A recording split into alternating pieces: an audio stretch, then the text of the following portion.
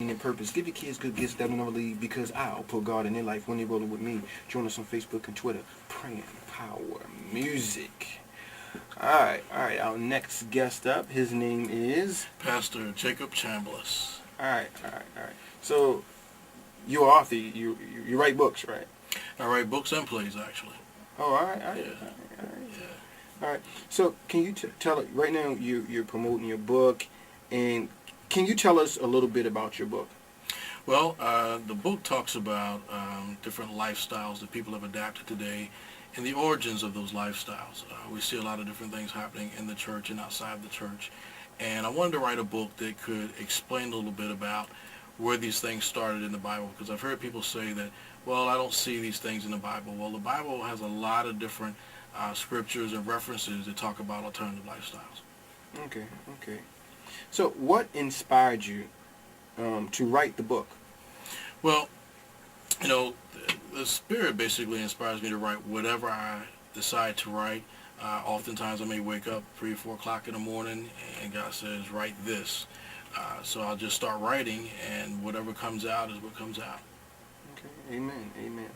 So, how did you start writing altogether? Well, again, I started having experiences where I would wake up late at night and something would be on my mind, something would really be in my heart, and I would start writing, and I did a few things on a blog, and people seemed to be interested in hearing what I had to say, so I just started to continue to write. So, out of your book that you have right now, what's the title of it? Angels and Demons, the Demonic Side of Sex. Okay, so what is your favorite part in this book? Well, my favorite part is where it talks about the falling angels, because most people, they want to know about angels and things like that. And the book talks about falling angels and what they did when they came here to Earth. A lot of the references come out of the book of Enoch and other books that have not necessarily been canonized in the Bible that we read today. Mm-hmm. And it helps clear up a lot of pictures of things that we've heard about but didn't have the whole story to. Okay. So, what was the hardest part to write this book? What was the hardest part in writing this book? Trying to write it in a way that it could be well received and not looked at as being necessarily intolerant. Okay. What did you wish was different about the book? I wish that I could have more detail and have written a longer book, but what I try to do is write books that are 100 pages or less, because it doesn't take very long to read the book. So I try to compact as much information I can in those 100 pages.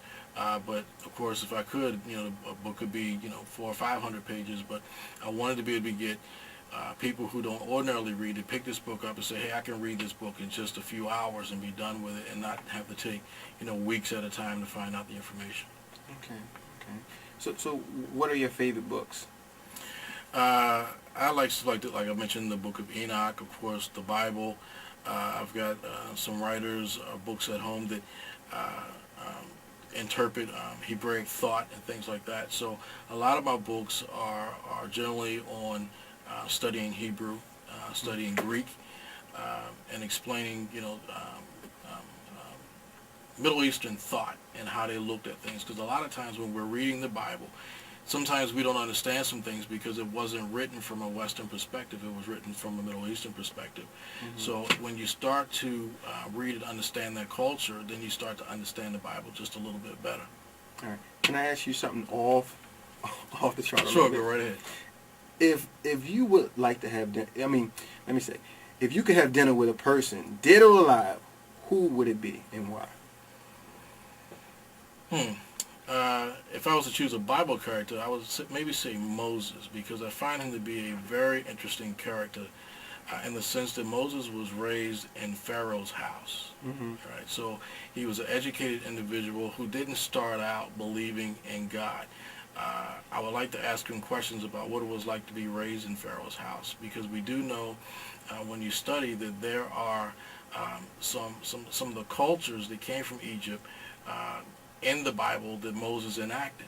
So I would like to ask him about that, and I would talk to him about his experience in the desert with the Israelites and his experience with God, because I think sometimes today our relationship with God isn't quite what Moses had. So I would like to know what kind of relationship did he have, being able to speak directly to him in a physical form, not necessarily just in a spiritual form, but in a physical form, and seeing all the miracles performed before his eyes. I would really like to sit down and ask him about those things and get a real picture for what it was like to be there.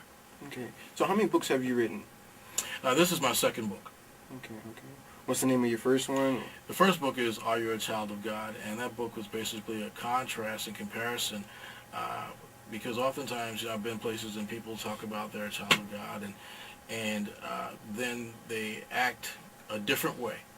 So I wanted to write a book that basically said, this is what a child of God looks like. Now look in the mirror and see, do you see yourself here, or do you see someone else? Because basically the Bible tells us that that some people are the child of the devil because they behave that way. So I wanted to show a contrast comparison so people could really look at their lives and say, hey, I'm professing to be a Christian. Am I living a lifestyle that's conducive to what I'm professing? Okay. So how can people, support you and get a hold of your book and some other books or some other things that you're doing, Well, you can always go to our website, jfcministries.com. Has the books that I've written, as well as Moriah Ministries, lightofmoriah.com. Also has a lot of information on it. We put all of our activities and events on that page. We recently had a play. We constantly do podcasts and videotape different events. So we do a lot of little things to try to educate the community and show the community it's more than just coming to church on Sunday. Okay, thanks. So do you have any events coming up anytime soon?